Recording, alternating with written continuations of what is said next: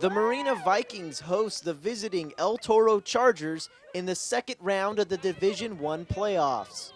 Getting it kicked off is the senior Felicia Franco as she puts the Chargers up 1-0 with this goal from 20 yards out. And before the first half ends, Kelly Latimer's cross finds the head of Emily Goldstein as she puts it in for a 2-0 lead.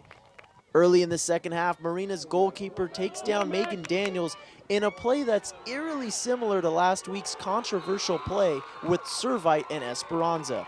No penalty kicks here, as the same referee was on the sidelines for this one. But with 6 minutes left to go in the game, El Toro gets a break as Kirsten Maroney's floater scores from 35 yards out over the keeper's head. Kirsten overcome by emotion, but her Vikings are still down by 1. Then, with a minute remaining in the game, Mariah Nogueira kicks in the game-tying goal. The Vikings score 2 goals in the last 6 minutes to take this game into overtime. But early into the OT, Brooke Ellison emerges and heads in the golden goal to win the game for her Chargers 3-2. Brooke is an awesome player, and we always give her the green light to go up on corners. We tell our girls if it's corner, we're all crashing the goal. And one of the drills that we often do is a drill where we have to pack it in, where we just don't let that ball come out of our 18 on a corner or any crosses. And so when we got that corner, I had confidence in my girls. It was kind of exciting because you could see in their eyes how much they wanted it, and it showed by all of them crashing in. I think we had maybe 2 players outside of the 18, but everybody else was crashing inside that 6.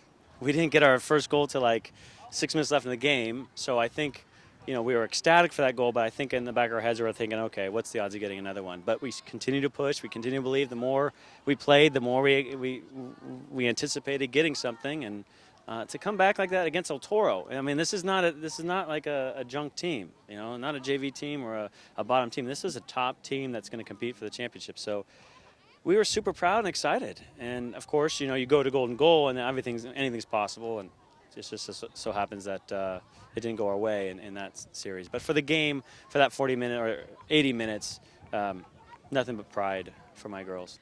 I'm just so proud of my team and what we accomplished with what we had, you know, with our resources. And I think we started a legacy for Marina, you know, because we've been to CIF 3 years in a row now. And so that's just an honor to be a part of and to leave behind.